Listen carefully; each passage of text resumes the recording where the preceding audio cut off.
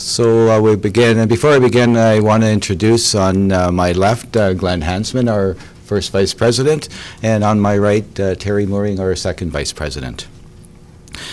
On March 6, after over a year of negotiations, BC teachers voted overwhelmingly in favor of potential job action. 89% voted yes.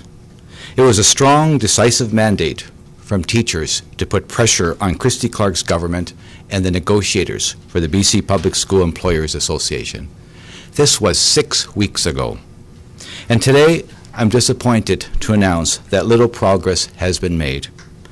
The government continues to demand concessions and ignore the BC Supreme Court ruling on class size, composition, and staffing levels. The government, through the Employers Association, has also refused to back off their unreasonable 10-year term or unfair salary proposals.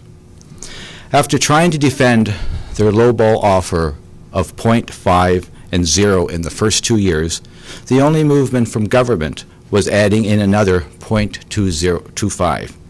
That 0.75 increase, matched if we agree to concessions, is not retroactive. It means another 0 after already taking 2 years of 0. But even worse, there's another 0 on the table in 2015, another year with no increase, and we believe that's unfair and unreasonable. Teachers are asking for a cost of living increase, as well as needed market adjustments to help us catch up to our colleagues across Canada. An average teacher in Vancouver makes $10,000 per year less than a teacher in Winnipeg, and $13,000 less than a teacher in Toronto. Our proposal of 3% plus the cost of living adjustments is, we believe, very fair and reasonable and in the range of some of the public sector and private sector settlements we've seen.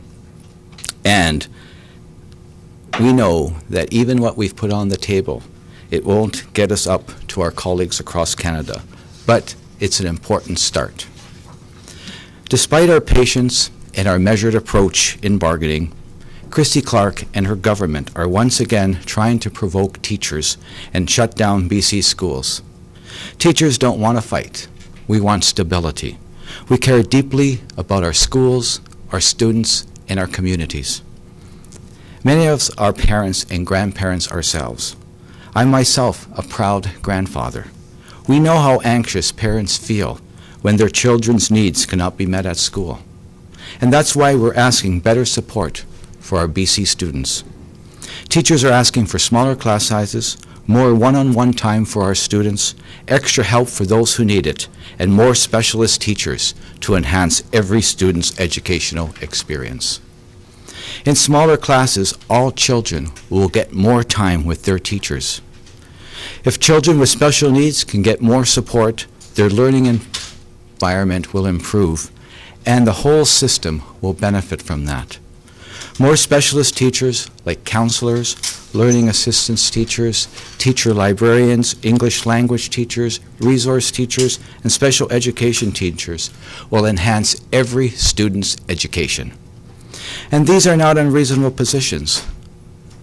Staffing levels that were stripped in 2002 included 1 teacher librarian and 1 teacher counselor for every 700 students, and 1 learning assistance teacher for every 500 students, and 1 special education resource teacher for every 350 students.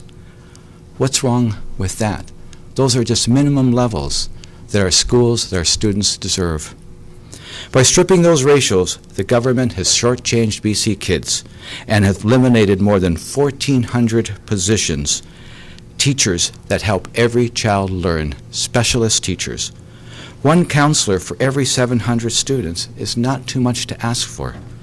A teacher counselor was there for my own daughter when she needed it, and today in her school, that probably would not be the case. But Christy Clark and Peter Fassbender appear to behave that PC kids don't need or deserve the help from our learning specialist teachers.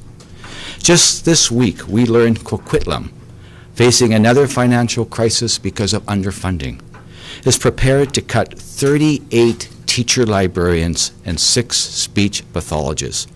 These are trained, experienced professionals who help children learn to read and overcome learning challenges.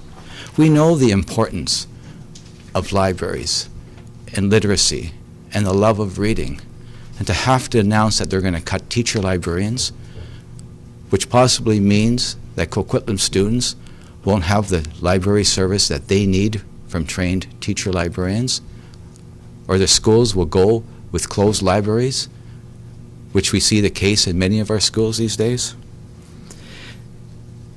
It's the kind of thing our collective agreement would have prevented before Christy Clark unconstitutionally stripped our working conditions. And you know, yes, it will cost more to give our kids more resources and make our education system better after 12 years of cuts. But we think that it's a very important investment and time to make that investment.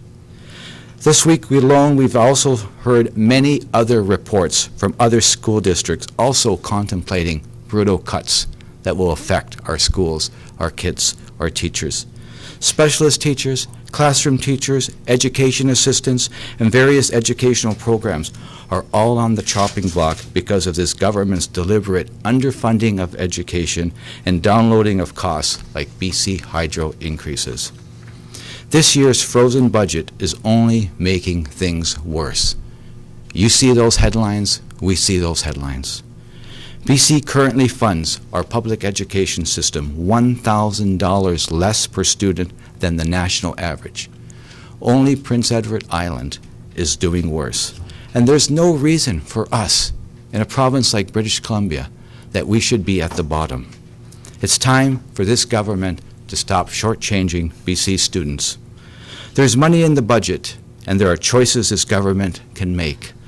In February, we saw that there was a budget surplus and a sizable contingency fund year over years. We need this government to stop the cuts. We need our Premier, Christy Clark, to step up and keep her promise to put children and families first. And that brings us back today to today's announcement. Because of the lack of progress at the negotiating table, the government's refusal to back away from its unfair and unreasonable proposals, BC teachers will serve 72 hours notice of our low-level Stage 1 job action. It's been more than 6 weeks since our strike vote, and the government still has these unacceptable demands on the table. Teachers will not agree to a 10-year term. We've asked repeatedly since May for the government to move away from that, even though they only tabled it in October. Teachers will not accept the restripping of our right to bargain class size and class composition.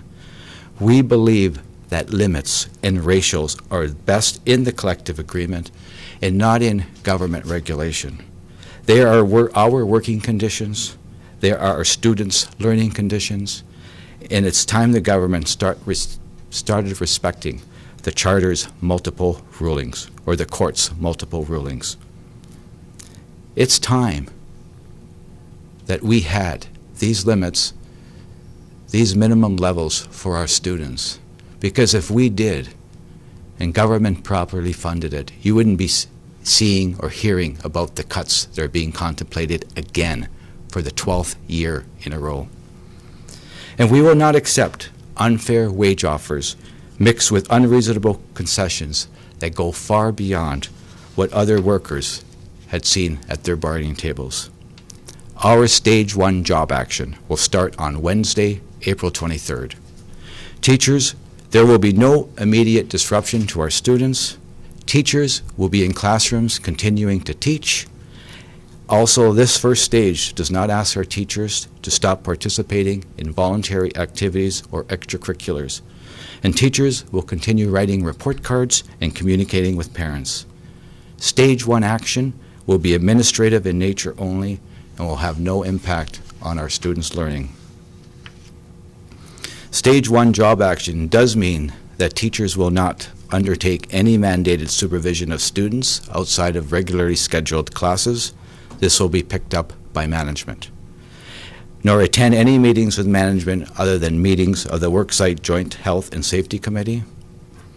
nor provide principals or administrators with any routine printed, written, or electronic communication, or receive any printed, written, or electronic communication from an administrator, nor be at a worksite prior to 1 hour before commencement of instructional time and 1 hour after the end of instructional time, other than for prearranged voluntary activities. I will not speculate on how long Stage 1 will last. It will depend entirely on the progress at the bargaining table. It's my hope and my expectation that this government and the BC Public School Employers Association will now show some meaningful movement. We do not want to escalate our job action, but we are prepared to do so if needed. We are willing to stage rotating strikes. We have a strong 89% mandate from our membership to do so. However, we will give government some more time to avoid any school closures. But let me be clear, our patience is running out. By initiating job action, BC teachers have sent a very clear message to our government. It's time to negotiate in good faith, take back the unreasonable proposals, and offer teachers a fair deal that also provides supports for our students. Our goal remains a negotiated settlement at the bargaining table and not the escalation of our strike action. Unlike in 2012, I hope Christy Clark shares that goal with us this time. Thank you.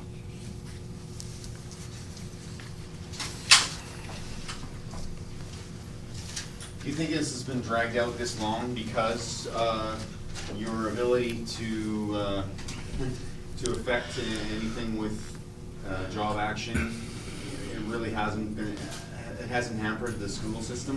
Do you think that your loss of power has led us here? Well, I think we believe that the pressure is needed, and that's why we took our initial strike vote. And you got to believe and you got to hope that this government really wants a deal, and that this form of action will bring us to that deal. I'm hoping that the experience from our last round of bargaining that was actually validated in the Supreme Court decision, where government had no intention of coming to an agreement with us, that they were actually bargaining in bad faith for their own political gains.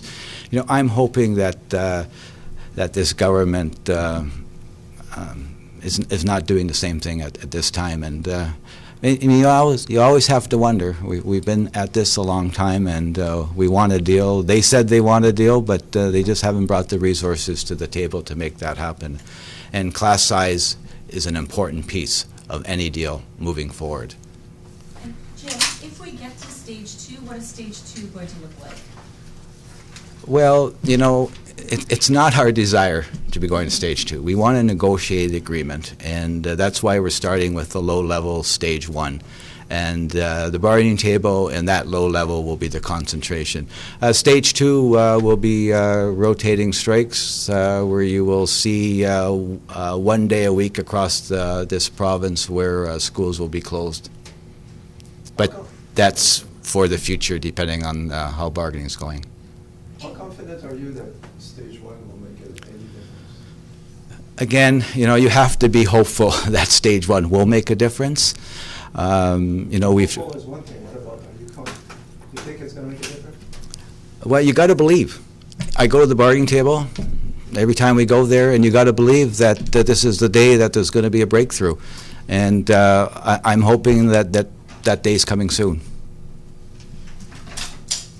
And you said you don't want to speculate, but can April 23rd, 2 weeks, 4 weeks, 6 weeks? Like, how long are you willing to give? It's going to depend on the bargaining table and what kind of progress is happening there. But we want a deal, and we want a deal before the end of June is our hope. We want stability. We want the assurances of smaller class sizes for our students in September, minimum levels of specialist teachers, and class composition guarantees. That's what we want in place for September. And for parents right now who hear this and just hear strike action feel their hearts flutter. What is this going to mean, this stage one, going to mean to parents? Well, for parents, they can be assured that schools are open and that our teachers will be in the classroom working as hard as they always do to try to meet the needs of every one of our students, despite the conditions that our teachers and our students have been facing in the last 12 years. I think last time this went around, some of the teachers decided that they were going to go against, I guess, the union here. What if some teachers decide to do that and say, no, you know, I'm going to supervise these kids, I'm going to do what needs to be done? Well, you know, teachers want a fair deal at the bargaining table, and teachers want a deal that gives them the opportunity to provide more one-on-one support for our students. You know, that's what our teachers want. That's what they told us in terms of an 89% strike vote. Why do you think it's taken so long? Why is... Yeah, that's a good question.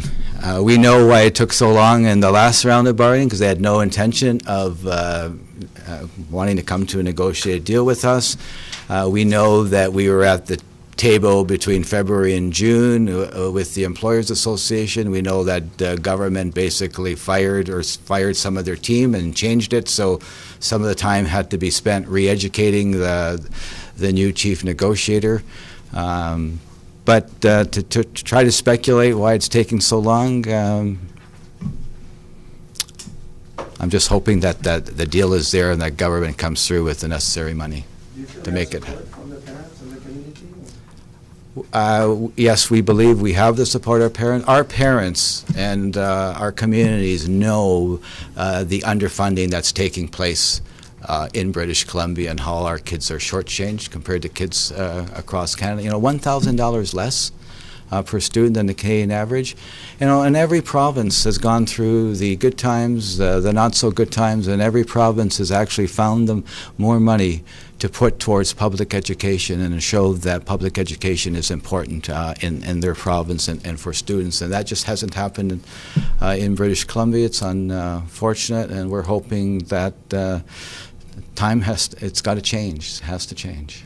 What do you say to parents who now, you know, they're hearing this news that their kids aren't going to have music class anymore, they're not going to have sports anymore in some cases, that they're going to be losing access to specialists, and now the teachers are also undertaking job action? I understand you're saying that you want a fair deal, but don't you see a bit of a disconnect between, it seems like the kids are being hit by all sides now? Actually, one part of our job action is about to make sure that our students have smaller classes, that they have access to those specialist teachers that boards right now are recommending that be cut. If we had minimum levels in our collective agreement, if government actually funded our schools the way they should be, if government actually funded just to the Canadian average, then you wouldn't be seeing those cuts. And that's why this bargain is so important for us. And that's why, you know, we're teachers. And our students mean everything to us in terms of the work we do. And we're also, like I said, we're parents and we're grandparents, and what we want for our own kids, we want for all of our students. I tell you, I always wanted small class sizes for my kids, and I wanted them to have access to the specialist teachers in case they needed it. My daughter needed it. She had access.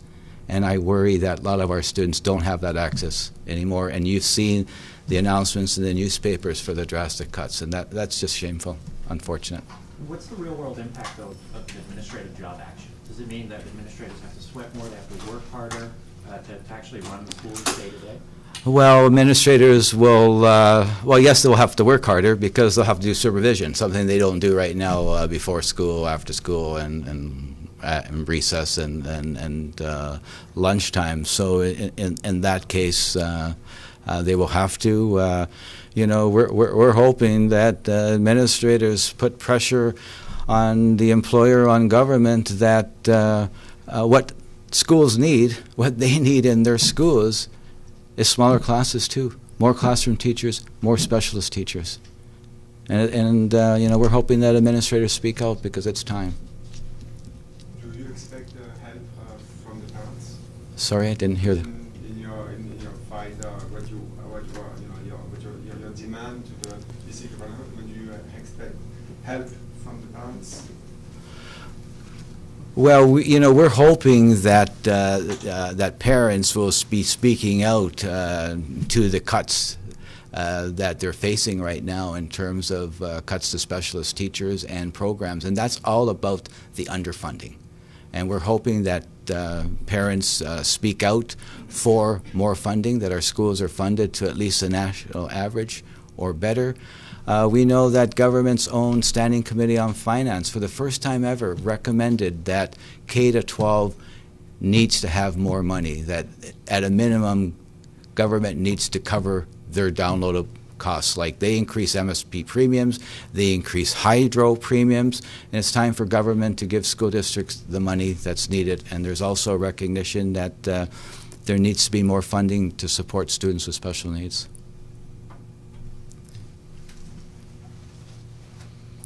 Okay. Thank you very much.